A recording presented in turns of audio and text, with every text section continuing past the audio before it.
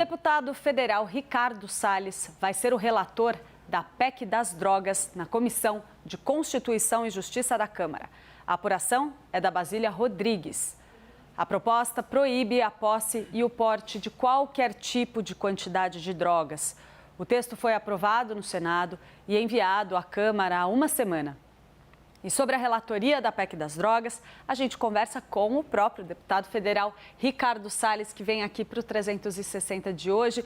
Muito obrigada, deputado, pela presença por aqui.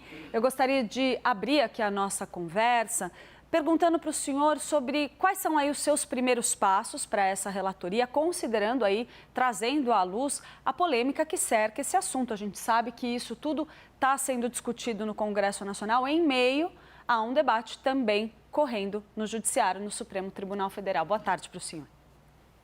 Boa tarde, Clarissa. Boa tarde a todos. Veja, essa é uma questão que compete ao Legislativo. A formulação de política pública só pode ser feita por quem tem voto. Quem tem voto é o Executivo para suas funções administrativas inerentes ao Poder Executivo e o Legislativo, por outro lado, também como representante do povo, do voto, da totalidade dos brasileiros que estão representados no Legislativo. É ali que se formula a política pública. Não faz sentido esse eixo de formulação de política pública em qualquer tema, inclusive das drogas, mas não só, ser feito pelo Judiciário.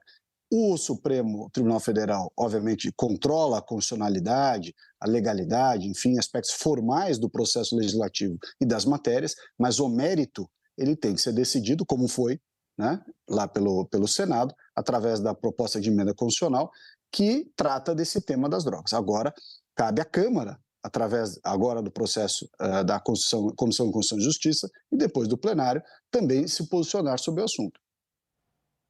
Deputado, o Pedro Venceslau tem uma pergunta para o senhor.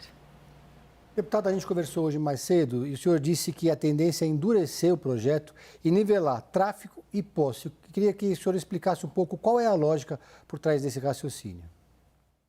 Pedro, a lógica é muito simples. Em qualquer área do direito, em qualquer segmento da sociedade, quem pratica um crime que tem origem e destino, por exemplo, roubo de carga, quem rouba está praticando roubo. Quem compra, receptação de carga roubada. Isso qualquer outro crime que tem bilateralidade. Nas drogas, sendo elas consideradas ilícitas, como é a lógica da proposta de emenda constitucional, quem vende é tão criminoso quanto quem compra. Não existe um criminoso que vende para um inocente que compra. Aquele que está comprando um produto ilícito é tão criminoso quanto aquele que vende. Claro que, do ponto de vista de funcionamento do sistema penal, pode ter alguma diferença de gradação de pena, mas, como ponto de vista de crime, são ambos criminosos. Porque se você considerar que no tema das drogas um lado é criminoso, o outro é vítima, você terá sempre um incentivo, né, para que aumente o consumo ou que continue o consumo. É preciso ter uma visão homogênea daquilo que se está pretendendo coibir. Deputado, vou trazer também a Jussara Soares aqui para a nossa conversa. Ela faz uma pergunta para o senhor. Boa tarde, deputado. Os especialistas, né, que acompanham bastante o debate da PEC das drogas, como vem sendo chamada, apontam que essa proposta, né, e como o senhor diz agora, até uma proposta até para endurecer as regras, vem ali uma possibilidade de fazer um encarceramento em massa. Como que o senhor responde a isso e qual seria a solução? Porque, obviamente, aumentando criminalizando tanto o usuário quanto o traficante, isso aí pode realmente bater lá no sistema prisional.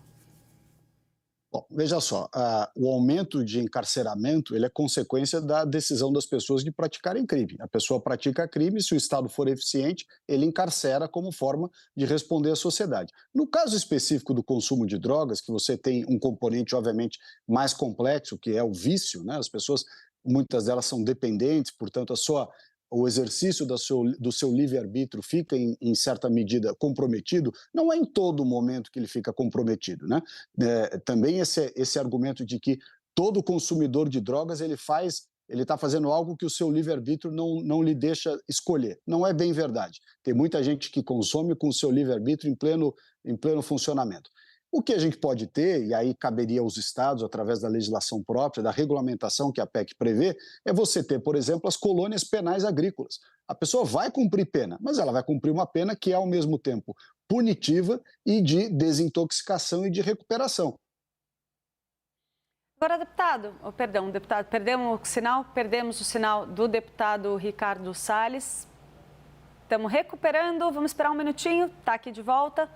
Deixa eu ver se a gente consegue aqui conectar com o deputado Ricardo Salles, que é relator da PEC das drogas. A gente estava conversando com ele aqui a respeito da tramitação desse projeto, que é ali um tema muito polêmico, né, gente? A gente está falando de um assunto que traz ali um embate com o judiciário, que já está fazendo um debate a respeito desse tema. A gente está restabelecendo aqui o contato com o deputado Ricardo Salles, que está de volta aqui. Acho que a gente já temos. Deputado, obrigada, bem-vindo aqui de volta. Deputado, deixa eu aproveitar aqui para perguntar uma coisa para o senhor a respeito da perspectiva de tramitação desse tema, porque a gente está em um ano eleitoral, a gente sabe que ali para o meio do ano entrou o recesso, muito dificilmente a gente consegue votar uma matéria no Congresso, ainda mais uma matéria tão polêmica. Claro, votam matérias, mas não necessariamente algo que demande tanta articulação política, porque os parlamentares entram ali naquele chamado recesso branco e vão para suas bases. O que o senhor espera em termos de tramitação? Acredita que é possível votar essa medida quando? Lembrando ali aquele calendário ali, como a gente estava falando, que corre em paralelo ao do judiciário. Veja, Clarice, eu acho que essa é uma questão, obviamente, depende do presidente da Câmara, Arthur Lira, decidir ou não colocar em pauta, quando isso passar, se passar na CCJ. Você pedir a minha opinião de mérito, eu vou lhe dizer, na CCJ isso deve ser aprovado com alguma facilidade e no plenário também. Por quê? Porque as bancadas o BBB, né, como vocês, a turma chama, Boi, Bíblia e Bala, a bancada conservadora, vai votar em massa a favor dessa PEC.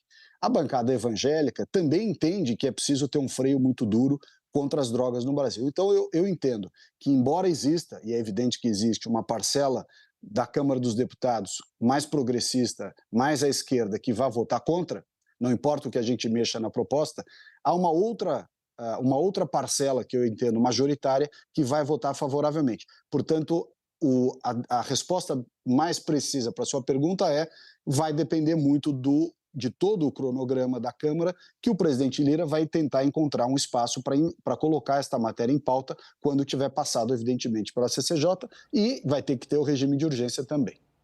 Deputado, vou deixar aí o Pedro Venceslau, que negociou essa entrevista com o senhor, fazer essa última pergunta aqui para a gente encerrar. Deputado, eu queria saber se o senhor conversou com o relator da PEC no Senado, o Efraim, sobre essa ideia de endurecer mais essa proposta. Eu conversei com o Efraim antes de eu ser designado relator, conversei rapidamente sobre esse assunto, porque é um assunto que desde o início eu vim acompanhando e pretendo, na semana, não a próxima, que não haverá sessão na Câmara, na outra semana, marcar uma reunião com o Efraim também, para, a partir das experiências, das informações, dos dados que ele coletou, ver quais outros dados ou quais complementos nós devemos fazer na Câmara. E aí sim, formar um juízo de valor em definitivo e submetê-lo à apreciação da CCJ e depois do plenário. Nós conversamos aqui com o deputado federal Ricardo Salles, que vai relatar a PEC das drogas ali na Câmara. Deputado, muito obrigada pela presença aqui no CNN 360. Obrigado, Clarice, Pedro e Jussara e a todos.